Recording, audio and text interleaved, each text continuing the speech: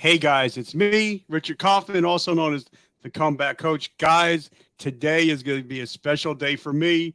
They say don't ever meet your heroes. Well, that's bullshit. Justin's been a healer hero of mine for many years. I followed his journey from day one, and I'm so grateful that he's joining us today. He, like I called him earlier, the Swiss Army knife of health and fitness.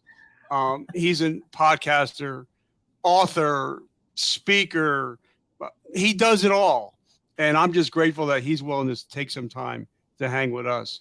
Justin, brother, welcome to the show. Rich, it is a pleasure to be here today, man. Thank you so much for having me. So, I'm just excited to share my story with your audience. And I'd love to just talk about my health and wellness journey if you're cool with that. Oh, definitely. So now I got a traumatic brain injury. So if I don't say something, I'm going to forget. What is your definition of resiliency? Man, I'll tell you what, that's a huge, I'm sure everybody's going to be like, whoa, where do I start with that? Right. But I would say when it comes down to it is you pick yourself back up no matter what happens in life. Right. So you are given opportunities to stay down after big things happen to you, things that you don't like, consequences from bad decisions or whatever comes your way, negative things. You can sit down and stay down, or you can say, these cards that I was dealt, not very good, terrible hand. Don't really want to play these cards, but I'm going to do it anyway. And I'm going to stand up, I'm going to get up, and I'm going to move forward. I would say that's my definition of resiliency. Okay, and that's a great definition. Now, the way I got to find out about you is one night I was watching that show, My 600-Pound Life, and then I'm scrolling through my Facebook during a commercial, and I seen you in an interview with one of my friends, and I'm like, I got to have that dude come on my show because a lot of those people that were on that show are no longer with us. Mm. And that's why I was like, I want to talk to somebody that actually made it through and he's holding on to it. Because I was a fan of The Biggest Loser. I was with GNC for over 30 years. And I seen so many people that lost 300-400 pounds, gain 500-700 pounds back. So I think it's different when a person loses it and then keeps it off. So that's why I wanted to talk to you today. So give us a little background, where'd you come from? Where'd you grow up and what was your childhood like? So, Rich, man, I was from a small town of in Bradford, Pennsylvania. We're looking at small town, PA, Yep. 8,000 people. Grew up there my whole life, and I was always this big kid, man. I was in second grade. I was 200 pounds, which that's a pretty big dude, right? And growing up in school, I had some buddies in elementary school. I was a cool kid in elementary school. Like kids loved me. Because I was bigger. I was like double, triple the size of them, right? And I would be their bodyguard, and I would help them when people try to threaten them and upperclassmen try to threaten them. I'd be like, don't mess with them, that type of thing. And time went on where I get to go up to middle school, and middle school became this different animal. Kids were a little different. They weren't as nice as elementary school, and ended up getting picked on throughout school. And just wasn't something that really did well in my mind, right? It plagued me, and it made me not want to go back to school. So I believe I got up to, let me see, 6th, 7th. I got to 8th, 9th grade, and then after 9th grade, I was homeschooled because I was picked on in school. So it just was definitely something that it wasn't fun in school for me, especially as I got older. You want to fast forward there. I developed anxiety disorder and panic disorder at the age of 16 or 14, actually. I was 14, and I had some issues with my mind. I was always in constant fear, anxiety. I was always nervous and scared that I was going to die. I was afraid to do a lot of things. Man, life was gripped. I mean, my life was gripped in fear, which held me back a lot. I'll be honest with you. And later on in life, that anxiety disorder plagued me to the point where it paralyzed me to not want to move, to not want to do really anything to make my heart race. I thought I was going to have a heart attack and die. And then I ended up, to cope with that, y'all think medication would be the answer. It wasn't. The answer relied in food to me. So Rich, I would gorge myself to have peace. You know, I wouldn't feel I would feel very anxious. So I would go to a candy bar or a cupcake, or I would go, and not just one. I say candy bar to cupcake. I mean, I'm talking like give me 3 or 4 or 5 or 6 of them. So I would go to anything to take the edge off, right? And it passed that anxiety for a small amount of time, but then you know what you're doing to yourself? You're sitting there not burning any fuel that you're putting into your body. I mean, normal body functions, absolutely. Your heart's going, you're breathing. You're going to burn some calories doing that, but you're not going to burn to the extent of consuming thousands and thousands and thousands of calories all day long because you're addicted to food. So I had that food addiction, and I had the anxiety, which made me sit on a consistent basis. And so when you eat a lot, you don't move at all, you're going to pack on the pounds. And dude, that's my history. And I'm excited to share the next part. But I want to pause there in case you want to say anything about that and really dissect some of that. Oh, for me, I love dissecting. I love. I want to go back. I want to go back in the Wayback Machine. I came from an addicted household. I was abused, and for me, my solace was, reading. That was my solace, was learning. So, what do you think if you went back? What would you think was the reason that you started to eat as much? That's one question. Then the other question I have is, I was with GNC for over 30 years, many friends, Mr. Olympias, all this stuff. And at one point, they're lauded because they're so big and they're so muscular, but then they get older and they get out of shape. And now the thing that made them feel comfortable, now they're uncomfortable. So, because it must have been weird thinking you were literally the big kid, big man in school, everybody liked you. And then the next day or the next school year, now you're being, picked on and shunned because of the same size. So bring us back a little bit. Yeah, so let's talk about the triggers of anxiety, right? Like what is the start, the catapult of that, and then what's the start of the catapult of food addiction? And I'm just gonna say, I think what started the whole process of anxiety was I took a lot on when my parents they would argue on a constant basis. It was a lot of back and forth. They weren't getting along. Now they get along amazing today. So shout out to my parents today, man. They are in love. It's a great, like, they've been married for, I think it was been like 40 years now. They're just amazing. Well, they had that spell in life where, when I was a teenager, where they would argue on a constant basis. And I think that played a big role in my mind. Like, I always thought in the back of my mind, they're going to split up. They're going to split up. And we don't recognize how detrimental it is when two people who are married get divorced because they fall out of love. Now, I know things happen in life, right? Things happen where maybe one cheats on the other, and we have the rights to say, you know what, this didn't work out. That happened in my life, and ended up going through a divorce. We didn't have any kids, which, knock on wood, that's good, right? In that point. But for people who just want to call it quits because they get in some disagreements or they can't work through something that pretty much you can work through if you put the work into it, you play a bit, it really messes with kids, right? So my parents weren't getting divorced, but they were arguing constantly. And I found myself in the middle of that. I found myself always going and trying to be the mediator between my parents. And like, I'm like, Dad, mom said she was sorry. Even though she didn't say a word, I would fib and lie just to get him to like chill out and cool down, like try to reconcile that relationship. So I'm like, or I do the same thing with my mom. I'm like, Dad's really sorry, Mom. Like, he didn't. So being that person that goes back and forth with my parents and staying in the middle of that, it was really hard. I think it was a big toll on me. And then my brother, he's autistic. And so even though he's 4 years older than me, he still functions at a lower level than I did.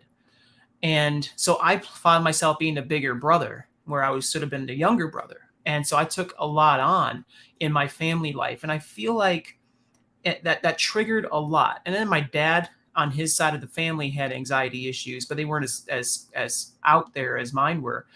And so I think there was like a lot of factors in play. I also believe in the spiritual world. I think there was spiritual dynamics at play too. So I do think there was like a variety of things going on to create that avenue of anxiety.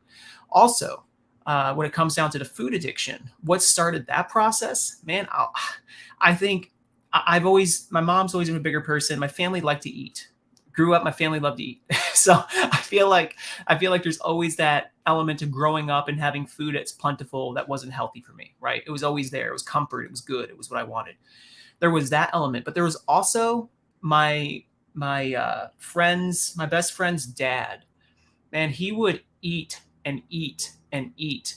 And I saw like the things he was eating. Like he literally would make like 5 or 6 sandwiches at a time, sit down and watch a Buffalo Bills game and just eat and eat and eat and have ice cream after. And I'm like, dang, that looks amazing, you know? And it attracted me to kind of, I was young at that point. I wasn't 14 yet. And I was like, I think I was like 11 or 12, but I was watching him and what his eating habits were. And I liked food. It tasted good. Like, and I thought, well, if he does that, he only has a little belly on him, so he's not that bad, right? So I can do that. It shouldn't be an issue. So as my young mind was trying to make some logic out of that, I start doing the same thing, making some toast, make about 10 slices of toast, put some butter and peanut butter and jelly on that bad boy, make some sausage up, put that on the side, and put some orange juice in the cup that's yay tall, right? And so doing that over and over and over again and consuming and gorging, man, I would have like 6 to 7 apples at a time. Even if it was healthy, I would still gorge it down. I just was attracted to food. It was just so what triggered that? I think my upbringing in my past, it wasn't unrealistic for my parents to go once a week and purchase 2-foot long subs, and my brother, myself, and them, we would all sit down and have those together with some potato chips and soda, right? It wasn't uncommon, and I would just eat mine down. I didn't want to share, so I just gorged it down. I just kept eating it. I didn't want to share it. So I think there's a lot at play. But then that's the natural stuff, right? But then if you go to the mental stuff, I think there was an element in the process of food addiction where I felt secure. I think there was security in food. I think there was a lack of valuing of myself when I ate food. Like it just was something that I thought, numb me. I began to live to eat, right? I instead of eating to live, it was an issue. Food started consuming me instead of me consuming food. It was a downward trend. I went to dietitians, nutritionists. I've seen pediatricians, and when I was younger, to no avail, to not touch the addiction. I didn't know how bad it was. My parents didn't know how bad it was until I got to my teenage years, to be honest. So I think it just was a developing issue that transpired over amount of time and just blew up to where I ballooned up to my biggest weight. All right. Now, I come from an addicted household. I'm a recovering drug addict. I got 34 years clean now. And for me, it was fun until it wasn't fun anymore. And, and even though, people that, struggle with food, because I still have my struggles with food, because an addictive personality is an addictive personality. Because usually once somebody stops drinking or drugging, they shoot up 30, 40, 50 pounds, start eating all the sugar, starting eating all this, because it's pretty much the same part of the brain dealing with drugs. It's dealing with sugar, dealing with food. So, talk to us a little bit about the mental aspect of sugar and food. Man, we can get into some very controversial categories here and remarks when it comes to sugar and the sugar industry and the how foods are created to it's very scientific. It's a formula, right? Mm-hmm. I mean, these companies, it's all about marketing. Let's be honest. It's all about marketing. You and I, we market, we talk, we promote what we do. We love it. And we believe in it. We want to change people's lives. We also want to make a living. Like it's what we're wired to do. It's what happens. So in the world of nutrition or the world of food, sugar industries and companies that are creating foods that are not healthy for you for a penny or a dollar. I mean, they use a science, they use a formula that gets people to want to come back. It's proven. Yeah. I mean, you can read study after study on these things. It's smart. Anywhere from coloring to package details to sentimental pieces like Coca-Cola commercials. Let's throw the bear in there, that polar bear, and let's throw a glass bottle in there and make it a comfortable commercial where you can remember your good old days with your family. I mean, there's a ton of strategy that is implied here to get people to bite on, and so it's addictive because they create it to be addictive. I mean, sugar is it evil? Absolutely not. I mean, we can eat it. We can have it in our diets. I would say go easy on it. I wouldn't eat it even in moderation, any type of processed sugar, but I would have it periodically in a treat, be it frozen yogurt here and there, or a treat with my family. That's about it. I don't, but it is addictive. I'm not so much addicted to sweets anymore, but it was something that held me in captivity to addiction for sure. So I would say, I mean, look, go into stores and check out what people buy, not to judge them, but just check out what they buy. Pretty much 70% of what people buy, sugar, right? It's like you see what people have in there. And I'm not saying like table sugar. I'm talking like sodas. I'm talking like candies. I'm talking like pastries. And it just keeps people going. Candy bars, donut. I mean, you name it. Pop-Tarts. Even some of our cereals are laden with sugar. It's all over the place, and people come back for more. I went off it for a season of my life, and I felt the best that I've ever felt. Then I go back on it, and I felt terrible. So I'm at a place in my life now, just a treat, very rarely, and I'm okay with that. In fact, I'm more than okay with that because I feel really good and it doesn't own me anymore. I tell it what to do. It doesn't tell me what to do. I love it when I'm able to stand strong and have something submit to me instead of me submitting to it. So it has no voice over me. It doesn't. No food should. No substance should. But I have a voice over it. I can tell it. I want to consume you or not consume you. It sounds so simple, sounds so elementary, but honestly, it's when you're an addict, like you have to know the simplicity of healing, the simplicity of recovery. And it helps to have that simple formula in your mind, right? I don't have to say yes to you. It's that simple. I don't have to say yes to you. You don't own me. You're not consuming me. I'm consuming you. I don't have to go to you and eat a bunch of it. And then you find your alternatives, your substitutes, and you find new methods or new ways to become a healthier person or to get rid of that what was once bad for you. So I'm not sure I'm sure we can hit on that because you said, you were a recovering addict. So I'm sure you have your own story of how you got past that and what you're interested in today versus back then.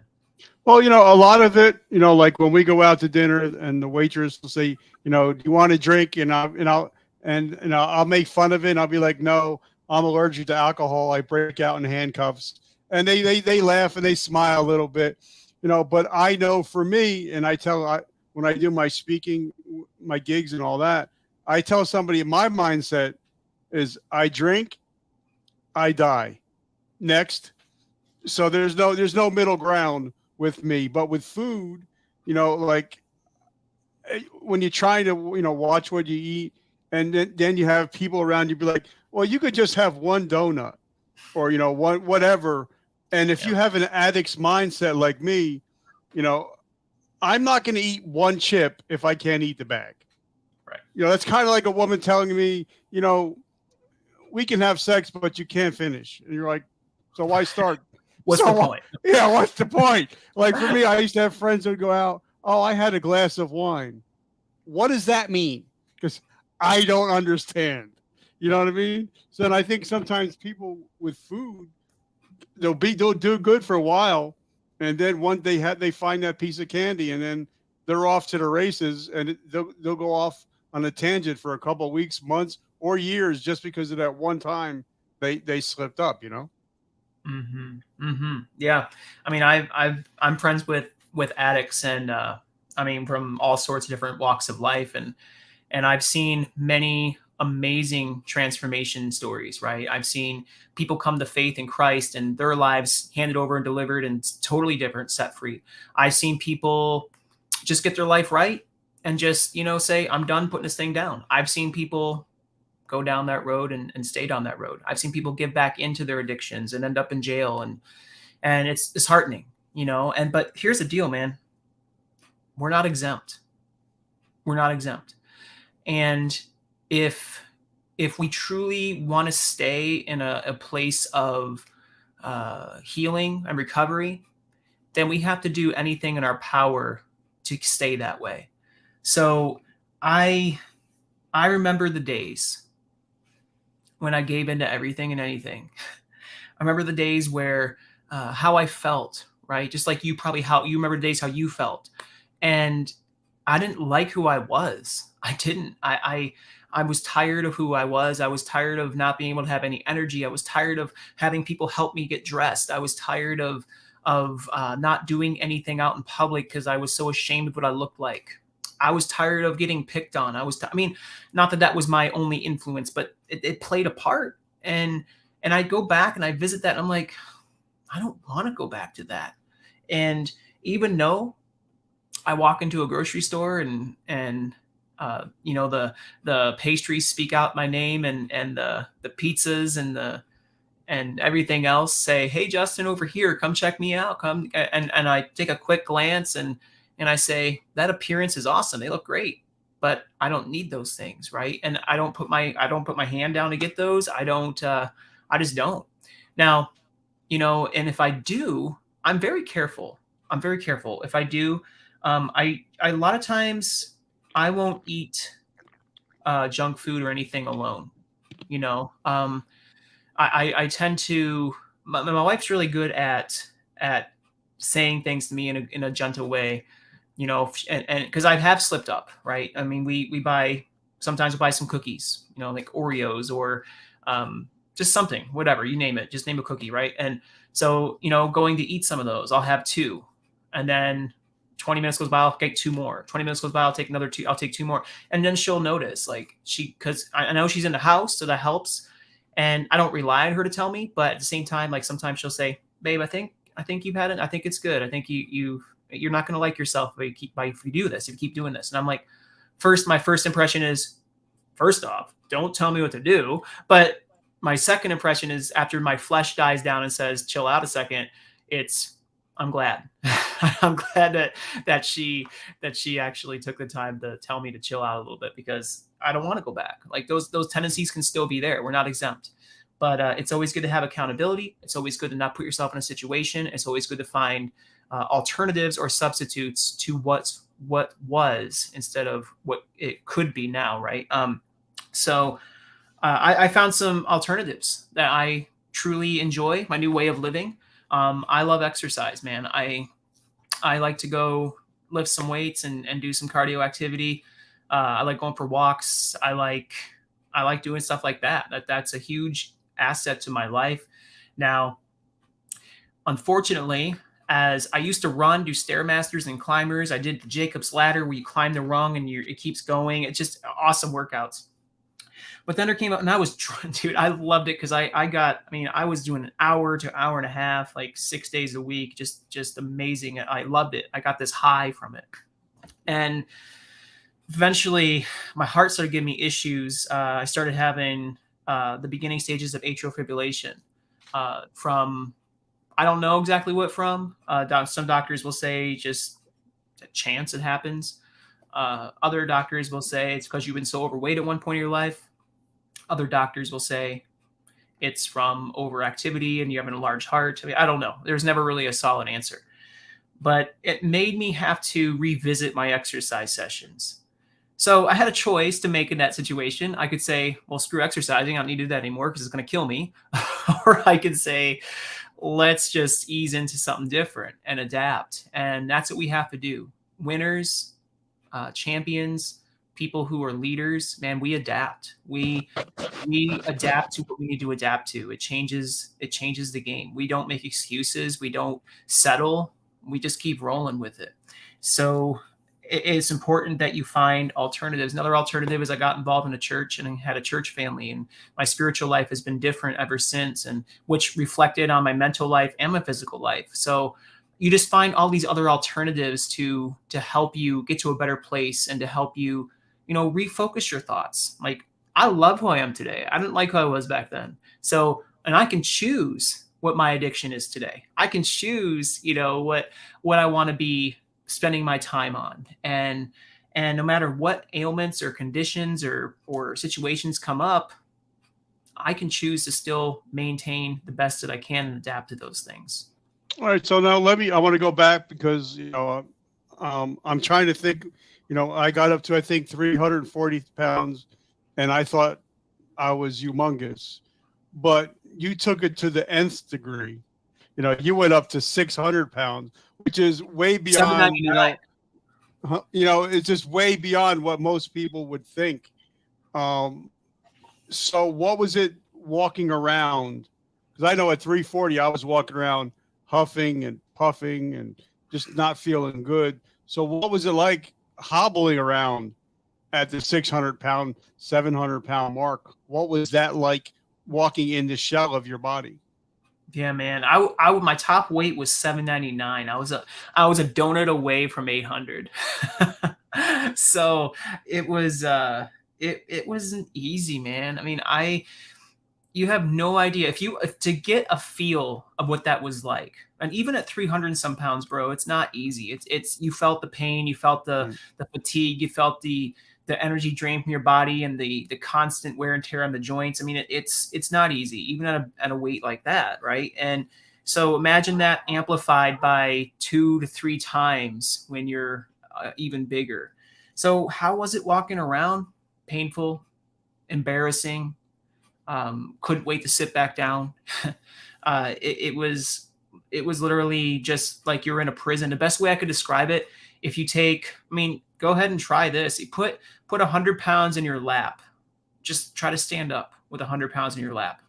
No, it's not quite the same, but it is the resistance that it creates that does give you kind of an idea of how difficult it was to get up, right? And then try taking a 50 to 75 pound sack of something, put it on your shoulders, and just try to walk around. Like, these are going to give you, or tie something to your ankles. Like, just try to give you an idea of what the resistance felt like, and how, we do that stuff to work out with. We don't do that to normal way of life. Like, we don't want to walk to the bedroom feeling like that. We want to only do that if we have to work out, if we want to get stronger. Like, so it was miserable. It wasn't easy. It was embarrassing to be in public, to be honest with you. I mean, I remember my journey from 14 to 16. I tried to lose some weight, and people would just be brutal. Like, they would shout out the window and make fun of my chest bouncing, because I was huffing it, kind of jogging a little bit, and run fatty run, and little things like that. It's like, it kind of deterred you from wanting to go and even exercise in public. But I maintained my own. I did end up gaining more weight after that. And it just wasn't easy. So I ballooned up to 799. That was my top weight. I was sent to Pittsburgh, Pennsylvania by ambulance from Bradford, Pennsylvania, which is like a 3 to 4 hour drive by ambulance. Hold on. Just wait 1 second. I just wanted to, because this is the most important part. But before we do that, I want to thank our sponsors. As you guys know, I was with GNC for over 30 years. And with military 23. I always liked pre-workouts, but they always tasted like ass. So I came out with my own coffee. It's Vertical Momentum coffee. It's twice the caffeine, twice the energy. It's all veteran, hand roasted, and 100% of the proceeds go to help people struggling with homelessness and PTSD. So instead of drinking regular coffee, pick up some of our coffee and also help a veteran or a first responder out. Also, as you guys know, I love my honey. My friend Sam has his own honey. He's a beekeeper, which is like the coolest job in the world. And since I've been using his pure honey, my sugar has dropped 240 points just by using honey instead of using pure table sugar. and he makes the most amazing honey lollipops. So if you guys love honey, write honey down below, and I'll get that information to you. Now I know my come. I can take you back to the minute, the day of my come to Jesus moment. Can you take us back to that moment when you figured enough is enough? I have to I have to get healthy or I'm going to die. Can you bring us back to the day before your come to Jesus moment? Yeah, man. I was in a hospital bed in Pittsburgh. They wheeled me down. Um, just to paint the picture, we talk about my 600-pound life and seeing those situations, right? The I had to. I was so big, I couldn't even fit in a full size car very well. I mean, my dad had to. I had to see a doctor. This is like a week before that moment. I had to see a doctor, and my dad tried to help me into the vehicle. It was a full size vehicle. I think it was an Oldsmobile Intrigue, full size. And I laid in the back. He pushed my foot in a hurry and slammed the door in a hurry because I was popping. My foot was going to pop out the door. Couldn't fit. So I was laying down in the back seat on one elbow, trying to just make it 10 minutes down the road to the doctor's office. They find the extra wide, large wheelchair for me. I barely fit in it. Put me into the doctor's office, and the doctor said, "You're gonna have to go to the hospital somewhere else." I mean, he was checking me over. They closed the doctor's office down before I got there, so nobody else would be there because I was embarrassed to go out. And he told me I need to get some help. I didn't want to get help. I was a teenager. I was 14, or I was 16. I didn't want any help. I was just like, nope, no help, whatever. Put up a little attitude, right? They sent me home, and then a couple days later, like 5-6 days later, I get this knock on the door, and it's an ambulance crew. And they wanted to take me to Pittsburgh to get some help and assistance. My family was trying to encourage me to go. I didn't want to. I cried. I was just being stubborn, didn't want to do it, right? And like, I wanted my comfort. I wanted where I was at. I wanted to feel good where I was at. Even though I wasn't feeling good, I wanted to be where I was at because I was comfortable, right? And so they were outside, man, painting the picture of this. There was an ambulance crew out there. There was a fire department team out there. It was literally like something on the Learn or Discovery Channel, like, or TLC or something, like these stories that you see on TV. I just like, can't believe it's really happening. And they said, "We got to get you down there. We got to get you somewhere. You need some help." And finally, after fighting for 10 minutes, which seemed like longer, but I finally gave in and recognized that I needed to do something. And then they sent me to Pittsburgh by ambulance. It was a terrible ride. It was uncomfortable. It was 3 to 4 hours, and just remember just being miserable, right? And not feeling like I want to be here. And so they put me in a hospital. They got me, like, checked me over. I had some. Actually, my health was decent. I had sleep apnea. That's really the only bad thing I had, and my oxygen level was pretty low. Those two things were really just the only issues. Heart was good, and lungs were good in a sense, and my organs were fine. No diabetes, and I mean, I was truly blessed not to have any big issues from being so large at 16.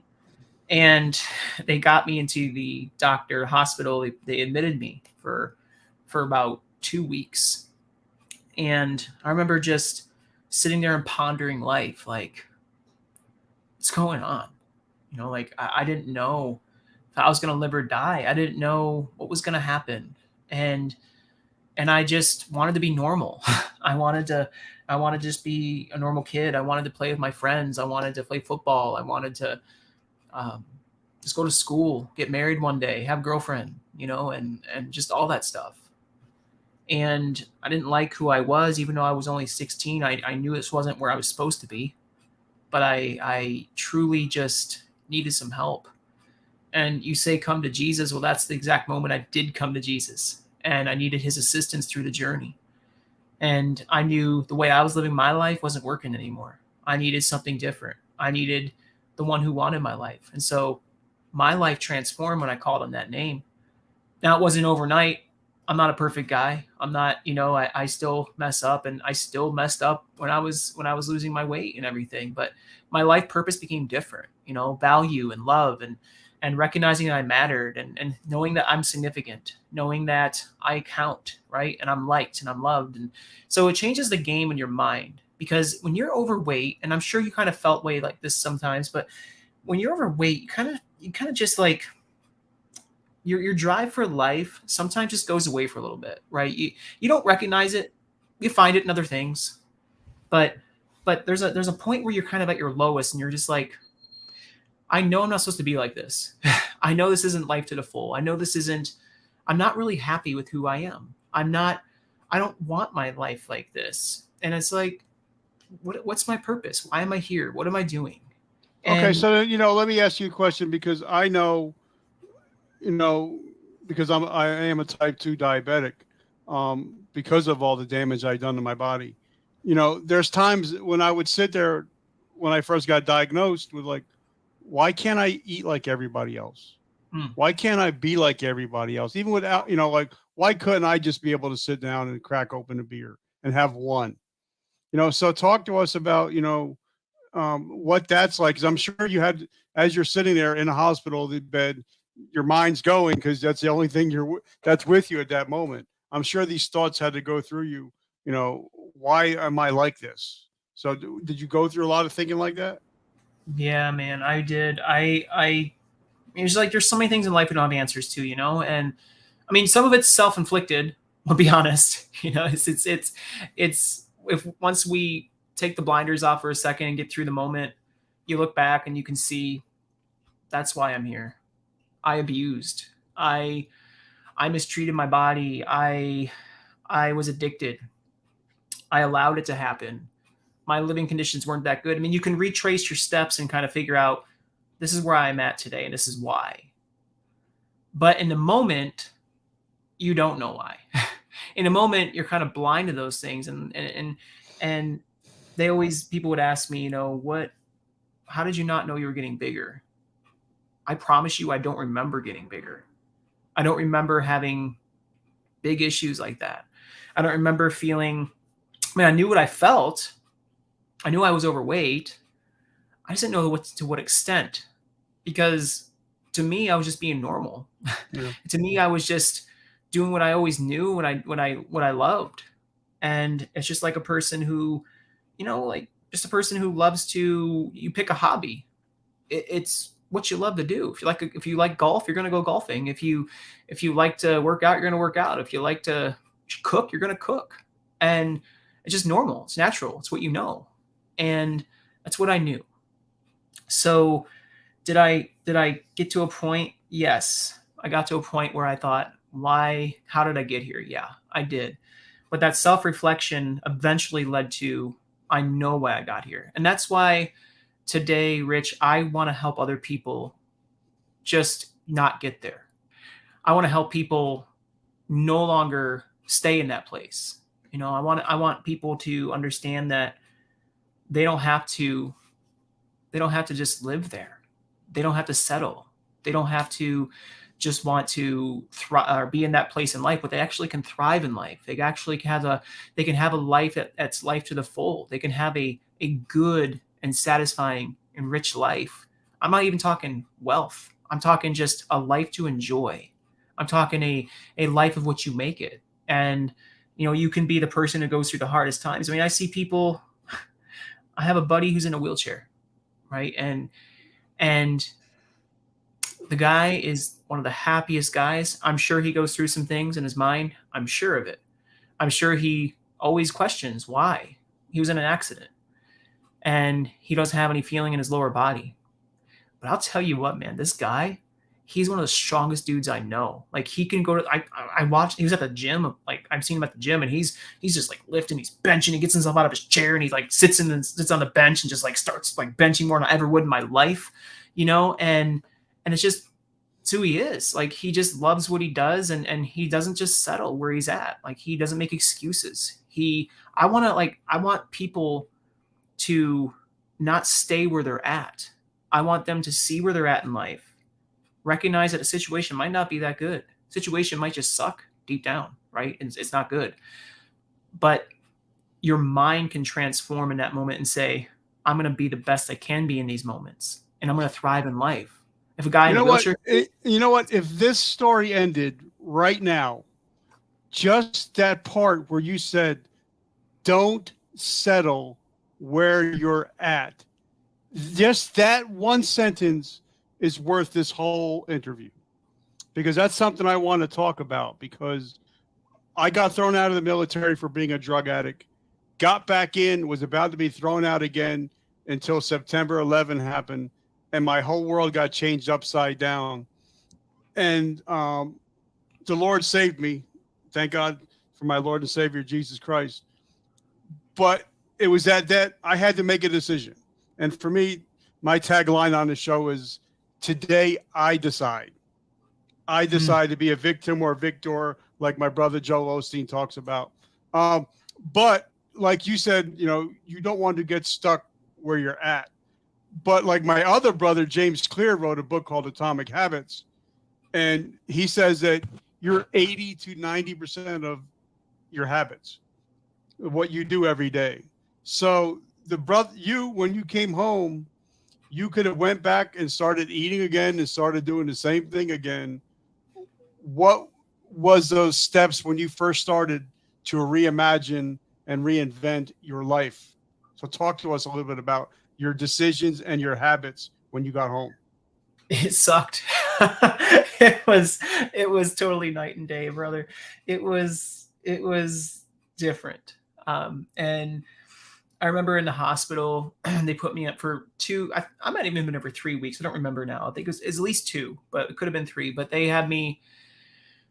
gave me this approach to eating, which I hated. I hated. It was I always joked around as like it was like cardboard and water, right? It was cardboard and water. It just didn't taste good. So I had to redo my way of eating. Like I couldn't just gorge myself over everything. I had to start eating. At this point in my life, I was eating fat-free, low-fat, which I'm not a big fan of today. I just do normal, natural things. But I'm just gonna, for story's sake, go back. They put me on a fat-free, low-fat diet, a low-calorie diet. So I went from probably eating like 4,000 to 5,000 calories a day down to like 1,200 to 1,300 calories a day. I was probably eating 100 and 200 grams of fat a day to now maybe 60 or less a day, maybe even less than that. So it was a huge shift. And I went from drinking soda and Kool-Aid to now drinking water and maybe some unsweetened tea, which I had to learn how to like. But yeah, and maybe some diet soda, which I'm not a fan of today either. But these are all things that I did and night and day differences in my life. And I had to no longer say yes to the foods I really enjoyed for a season.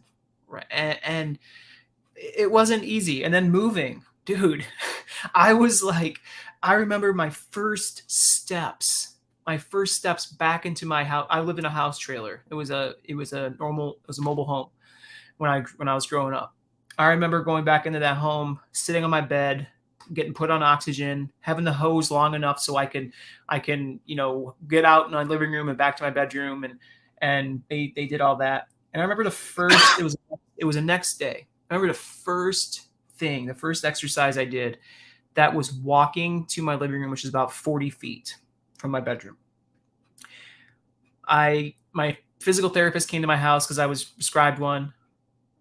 And she came over. My mom and dad were beside me, helping me, got me through the hallway, which was I had to walk through sideways because I was so large I couldn't fit down the hallway. And the floor was weak and my foot goes through the floor. I'm scared out of my mind at that moment. I'm like, I'm going to fall. So my heart's racing. Talk about panic attack. I'm having a panic attack right there. And I'm like, this is terrible. I what's happening? And I start freaking out. And eventually my parents hold me up on each arm much as they can. And the therapist grabs my leg and pushes it out. I mean, it went down probably maybe about a foot. And I was scared. And I 10 feet later, got to the couch, sat down. I cramped up like no tomorrow. My leg was so crampy. I was in tears. It wouldn't go away. I was crying. Like this is 16. I was like, this pain, because I haven't walked that far, that long, for a long time. and my back was aching, and it was miserable, man. It was miserable. And I was just highly encouraged by my therapist. She just said, my physical therapist, she just said, it's all gonna be worth it. You know, you're doing good. You're recovering here. This is all gonna be worth it. It's gonna get easier. It's gonna get easier. It's gonna get easier. I tracked my first mile from coming home. It took me 66 days to complete a mile. Then I had tracked I tracked my second mile, which is like 31 days or 33 days, something like that. And then it just got better from there. So my process was, and after my first mile, this was all in the house, in a trailer. After my first mile, I started going outside again. I actually stood in the sunlight and felt, whoa, I felt like I was a vampire. I was so white, so pale. And it was amazing just to be out in the sun again. And I just remember, like, it was a slow process, but the wins throughout was awesome. It was worth, every time I saw a win, I was reminded of it was a win. I reminded how far I've come, reminded how far God brought me, and it changed my life. And I just was like one win after another, after another, after another, and it just used that momentum to really shift to more of a positive approach and stability in my journey of getting better. Okay, now because like I said, I was with GNC for 30 years, and we all knew that December 28th to the 1st, place is gonna be packed. Everybody's gonna come in and buy supplements and proteins and new outfits, new sweat outfits, and all this good stuff. Everybody's joining the gym, and then in April, there's nobody in the gym. But a lot of people would make fun of the heavy people that would come into the gym, and I would say, look at they're lapping everybody that's sitting on the couch right now. So no matter what shape they're in now, they're doing better than 100% of the people that are sitting on their couches right now. Yeah. So now, as you're getting healthier again, you're starting to eat healthy. Are you seeing some changings in the attitudes, the way people treat you? And did anybody you start cracking on you now that you're losing the weight and getting healthy? Did you feel that they're starting to look down upon you because you're doing stuff that they're not doing? Yeah, that was true. I did see that. So I developed confidence as I got smaller. Just what happens. You get a grip on life, and now you're confident. Now you can do this. You got the bull by the horns, and you're going to ride this thing until it dies, right? You got this. Well, I'm feeling confident, doing well. I'm seeing 200 pounds lost in the first year, 200 pounds down in the second year. So that's 400 pounds in 2 years. From that moment, man, I've got people. I got a buddy of mine posts anonymously on a forum that I was on, and said, he said, get fat, lose weight, get famous. Like, and his IP, I knew his IP address. I'm like, who would say that? And I'm like, oh, and I knew who that was. And in person, these things didn't really happen too much, but online, I definitely got some hate from people I thought were on my side riding with me. But apparently, as things change, I think people just get kind of jealous, or, man, I wish I could do that. I mean, I had people, one person I really looked up to got mad at me because I didn't eat the way he was eating. Like I didn't want the white bread. I didn't want the sugary peanut butter. I didn't want the ramen noodles. I didn't want that stuff. It just wasn't something I would eat anymore. If it was the only thing I had, absolutely. You got to do what you got to do in life. Just practice moderation. But I had choices. And I didn't want to do that. I was good with not, because of where I was in life. And so he would get mad at me and like, just have a little bit. It's okay. Just eat moderation. Just eat a little bit at a time. I lost 60 pounds by, eating half of what I ate. I still have potatoes. I still have hot dogs. I still have white bread. That's great. And I never once, told him that he's doing anything wrong. I never preached to anybody unless they asked, how do you do it? I lived out the example in front of people, and it received hate. I had a lot of people, though, say, thank you for showing me the example. Thanks for helping me change my life. I mean, you have both, and you got to be okay with that. Leaders will lead, and they will receive a lot of eyes on them, right? They'll receive a lot of people watching every move you make. You are an example, and every person will look at you in a unique way, positive or negative.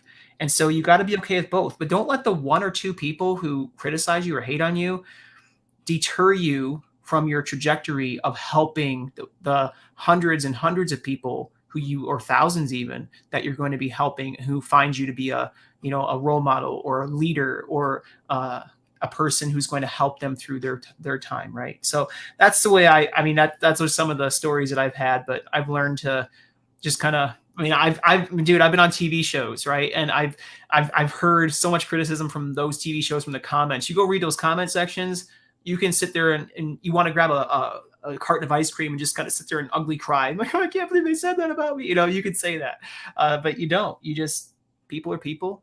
We live in a world that's broken. People aren't always nice, and people tend to not always be the best people. All right, so then let me ask you, because something that, you know, when I was a bodybuilder and I was like 340 pounds, I was huge, I was jacked, my chest was out of here.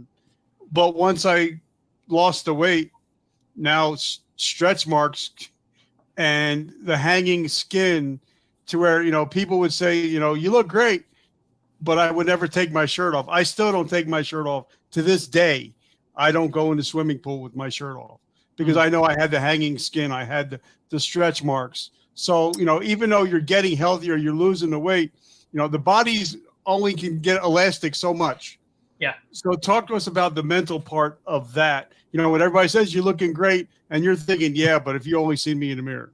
Oh, dude, I made a book called Made in His Image. Now, it is a book geared towards what God says about us instead of what we believe about ourselves. But I do want to get the point across that it is a book that deals with the mind. And I wrote it. I'm not saying that to put it out there right now, but I'm just saying it for this reason.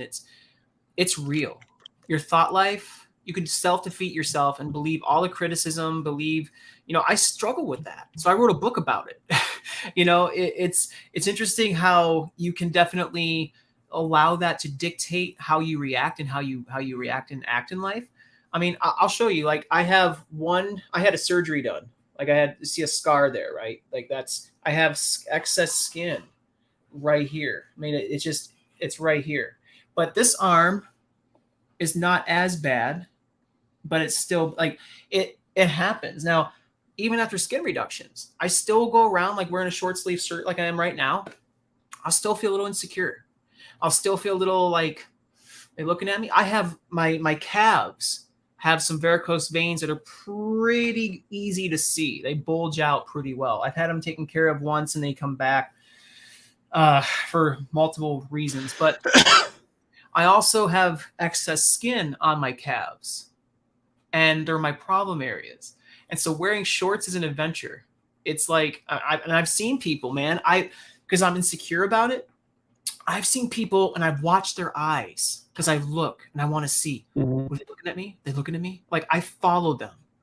Like, if I wasn't so insecure, I would not look. I wouldn't care. So there's days where I'm like, I got this. There's days where I like have to be very mindful. But I've watched, my wife and I were at a restaurant. It was like one of these hippie vegan places that we were just checking out. And we went there and there was these two ladies sitting at a table. And I was just kind of like, you know, I look around because I was wearing shorts that day. It was hot. Summer here in Texas, they're hot. Mm-hmm. So I'm wearing shorts, right? And I'm like watching her eyes, watch this lady's eyes. And she's doing one of these things with her friend, like, and looking down and pointing.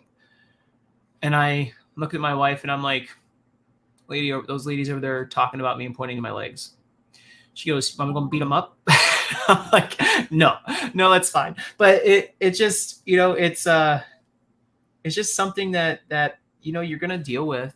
And truthfully, not everybody knows your story. And you're going to have to be okay with people not knowing your story. And I have to I'm telling myself that now as well. Like, I'm going to have days where I'm not going to want to wear shorts because I'm not good in here. Mm-hmm. But I'm going to have plenty of days where I'm going to wear shorts because I am good in here. And I'm going to try to have those good days be more and more than those bad days. But it's all a process. And I'm not going to beat myself up. I'm not going to hate on myself for it. I'm just going to take it one day at a time and hope the best and believe the best. And I'm going to see, you know, I'm going to see this to the end where I'm going to actually be more confident every day. So summer's coming. We'll see what happens. All right. So then, you know, I know the exact day when I decided to turn my mess into my message. And that was Memorial Day, 2012, the day I attempted suicide. Um, but what was the time? Because normally people they know the exact time when they're like, if I'm struggling with this, there's so many other people that are struggling this. So when did you decide to start making your message? It all started August 2003. That was the year that my life changed and transformed. That's the year that God took a hold of my life and changed me. That's the day where I started allowing my life to be different. Um, I never knew it was going to become a message. I just knew that's where it started. So I always attribute it back to August 2003, where my story started. I knew I was on the up and up. I didn't know that was going to be a message for millions of people to see, because it did go to millions. The TV shows that I was on, the magazines that I was into, the websites that did articles on me, created millions of views and opportunities beyond platforms. And no, I didn't capitalize on those 100% where I could have, but I didn't. A lot of them censored my faith. A lot of them censored, how to get a hold of me, which is another subject that we're not talking about right now. But I didn't know all that was going to happen, but I do know that my life changed, and I do know I was going to help other people. I didn't know that I was going to succeed, and I'm sure people were going to watch me. That's all I knew. Well, and on this platform, we're all about our Lord and Savior Jesus Christ. So that's never going to be an issue here. And wherever they can find you, that's what I'm putting in the liner notes to find you anywhere else. Yeah. So let me ask you a question, because I've known a lot of people that have lost weight. I got my friend Clark Bartram. He's been on over 150 covers, all different magazine covers. He's 50 years old and walks around at 7% body fat, but he's not an asshole about it.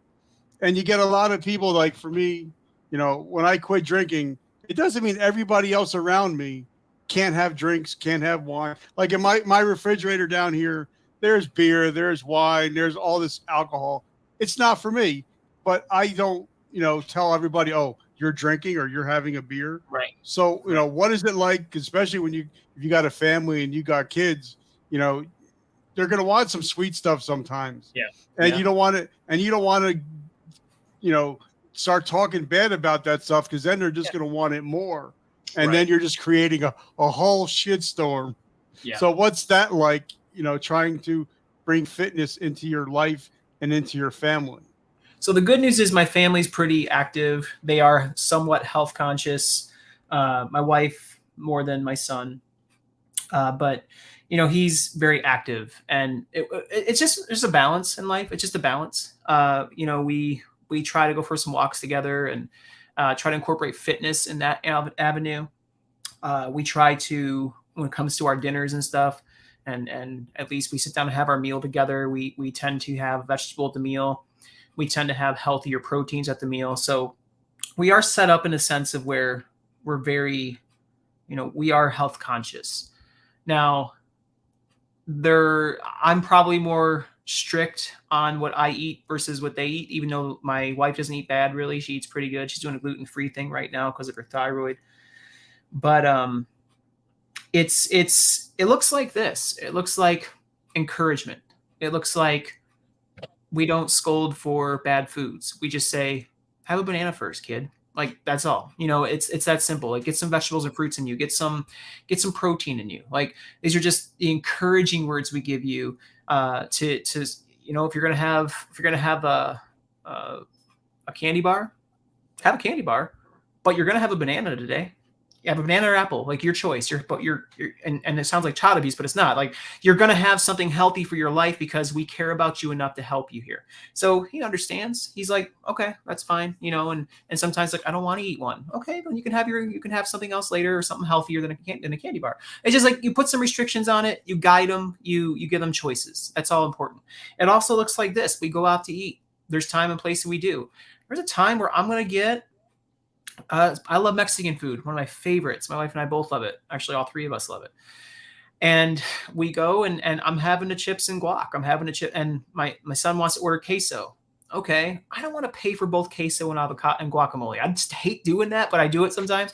But I'm like, all right, Sometimes we'll compromise and say, okay, let's get the queso. I'll just have a little bit of it, and I'll eat more of the salsa.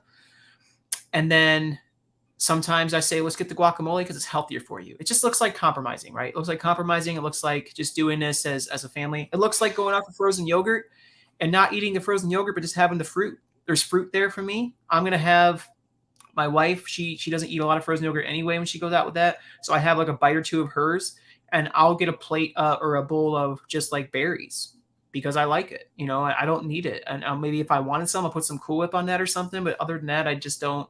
It looks different for me, and I don't miss it. Last night we got some frozen yogurt. It was a small, like literally, it was the smallest frozen yogurt I've ever got in my life. But we shared it between 3 people. I had 2 bites. It was amazing. It tasted amazing. I put the spoon down. Actually, I threw my spoon away because I'm not getting it back out of the garbage, you know? So it's just smart moves like that make you gotta just things like, that's what it looks like. That's what it looks like to eat healthy. That's what it looks like with a family. That's what it looks like, you know, to be a healthy person. Okay, now, like for me, I know that my body runs better on lower carbs. If I'm eating higher protein, but as soon as I start putting milk or dairy products back in my body, I know I can feel the inflammation. I can feel it, but a lot of people don't realize that we're drinking so many products that were never made for the human body to consume. Milk was never supposed to be for us to consume, or even, I love yogurt. I love Chobani yogurts, but I can only have 1 or 2 until I start to feel the inflammation in my body. So there's certain foods that cause inflammation in the body, and you don't even know about it until somebody tells you about it. Like I have a friend, Tom Brady, he doesn't eat anything with inflammatory, even like tomatoes, anything that can cause a body inflammation in the body, he won't eat. But a lot of people, you don't hear about stuff like this because it's not sexy, that we're not supposed to be drinking milk. We're not supposed to be drinking dairy. It's not good for us, and it causes inflammation. So talk to us a little bit about that. Drop some knowledge. Inflammatory responses in the body. That's a big one because there are certain foods that cause it more than others. I think what it comes down to is because honestly, I can do dairy personally and not feel the effects of it. Personally, I have people who are lactose intolerant. I have people who respond to dairy and as it creates an inflammatory response. I have people who can eat gluten and they're fine. They have no responses from it. I have people who have to eat it and they have celiac or they are gluten intolerant. I mean, it's all over the board. I would say this: you stick to the way God created things. You do it in a way that the best thing to do. Like Rich, I do love a low carb approach. That's one of my favorite approaches. I do eat more carbohydrates than I used to now, but it's not like terrible. I mean, I probably do maybe 70 to 80 grams a day. Still considered maybe even 90. Still considered pretty much a lower carb diet because I enjoy the proteins and the healthy fats. So that being said, I tend to lean more towards, a healthy protein amount and all this stuff. But that being said, so when it comes to inflammatory responses, I know sugar is number 1. I know for me, sugar creates if I'm overdoing it, I get some aches. My heart starts palpitating. That's the digestion, that's the whole process of digesting and all that stuff too. But at the same time, I don't feel good. My heart starts skipping beats when I have too much sugar, which tells me that there's something going on there. Not a little bit. I mean, a little bit I'm fine with, but a lot of it, something happens with that. I have an inflammatory response one way or another, pain or being lethargic or things like that. When it comes to wheat, some people, I mean, they get bloated. They get some like gas. They start feeling really tired and fatigued. They get headaches. You just have to know your body. Everybody's going to be different. I would always say keep it clean as possible. You want to go to how God created it. So free range, grass-fed beef would always be great. Or free range chickens, grass-fed beef, grass-fed to grass-finished, even better. You eat basically what those animals eat. You're eating when you consume an egg. When that chicken eats terrible food for it that wasn't designed to eat or has been genetically modified or whatever, you're consuming what they're eating and consuming in their body. And so when you have what they give you, you're eating that part of the chicken. Like you just ate like a diet. They just ate corn that, or any, whatever feed they're given, that is high in omega-6 fatty acids and very low in omega-3 fatty acids. What's the problem with that? Is omega-6 and omega-3 good? Yes, you need them both in your life. It's good. But once they're out of ratio, where you have a high omega-6 ratio versus a low, when you've got omega-6 like this, omega-3 like this, that's a recipe for inflammation, for inflammatory responses for your body. You want higher omega-3s, but you do need omega-6s too. So it's just when the fats get out of whack, or when the things that you eat get out of whack, mostly from terribly, consuming foods that were terribly raised, bad things can happen. Your body responds in a negative way. People get heart disease, people get cancers, people get diabetes, and it just happens from the terrible diet that we do have. So I always tell people, eat the way God made things. If you have to go gluten-free, go gluten-free. Preferably just go gluten-free, I would say, because, the way our breads and everything's processed these days, I don't trust it anyway. And it's amazing that in some other countries, you can eat their grains or their bread and like their types of breads, how they make their bread, and have their gluten there. I'll do the studying on this versus how we grow our bread or grow our stuff here to create the bread, how different our body responds to the gluten from that bread. Why? How we grow it. I believe, we can get down a rabbit trail. I can talk about this stuff for a long time because I love talking about this stuff and I love educating people just to do some research on these things. Don't eat what the food industry just puts out to you and says, here, it's healthy for you. Special K is not healthy for you. I don't care what you say. Special K is not healthy for you. Those veggie straws that we get in the stores that say they're 40% less fat, but like a potato chip, but they're vegetables, they might have some nutrition in them, but they're not healthy for you. We got to stop being duped and tricked into buying things that are quote unquote healthy for you. Stop it. Your body needs real whole foods for best results. I'll leave it at that. Drop the mic. And most people don't realize that sugar feeds cancer cells. And it's proven that, not all cancers, but I know there's at least 8 or 12 different cancers that the keto diet will actually help starve some of the cancer cells. Mm-hmm. So that's something else to put out there. I have a buddy who's going through cancer who actually was told to be put on a ketogenic approach, and it helped stop the growth of that. Now, didn't take it away, but it slowed the growth. So it tells you that something's going on there. And then I'd seen a study that came out, because I still study it up as much as I can, that people that have the Mediterranean diet, that follow the Mediterranean diet, are so much less likely to have dementia and Alzheimer's. So there's a reason why, countries like Italy, even France, where they eat a higher level of fat, but they have less cancer, less diabetes, less heart issues, even though they're eating, higher in fats, they're eating more healthy fats, Yeah. Yeah. And resveratrol in the red wines, France is good for, and cheese. So we talk about the inflammatory responses to cheese. Yes, I agree with that. It can happen. But there's also some positive benefits to consuming cheese for the heart. If you ever read on those studies as well, interesting, they can actually be beneficial, even full fat cheese. France, yes. Cheese, wine are two of the big things that's one of the things they eat there, right? And drink there. So guess what? Their cases of heart disease, lower there than here. So there's something to natural approaches to food, right? There's something. Hey, Mike, good to see you on here, man. So yeah, I would say there's always benefits to eating natural for sure. All right. So now the last couple of minutes, tell us a little bit about your podcast. Tell us a little bit about your book, and tell us what you got going on today, because you're even making a bigger splash today than you ever did.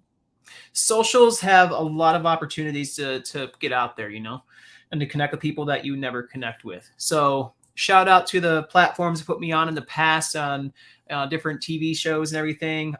too bad you didn't show my stuff then. I am going to find a way to get out there anyway.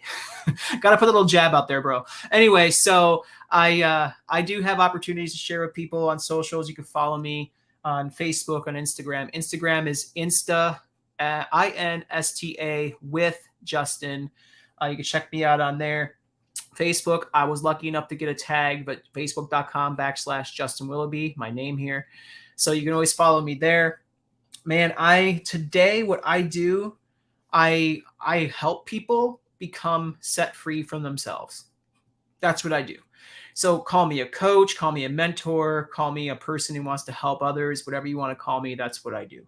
I'm right now connected with a company called Energize Health. That's one company that I utilize to make changes to people. EnergizeHealth.com is the website. I also write books. I help people by writing books about my story and how to overcome things in life and obstacles, insecurities, how to lose weight, how to get healthier, how to get more fit. Also, motivational public speaker. Love talking to people. My podcast is amazing. Not as amazing as this one, but it is amazing. It's 600 pounds down. You can find it on Apple Podcast, on Spotify, and Amazon Music. It is a blast. I love doing that stuff.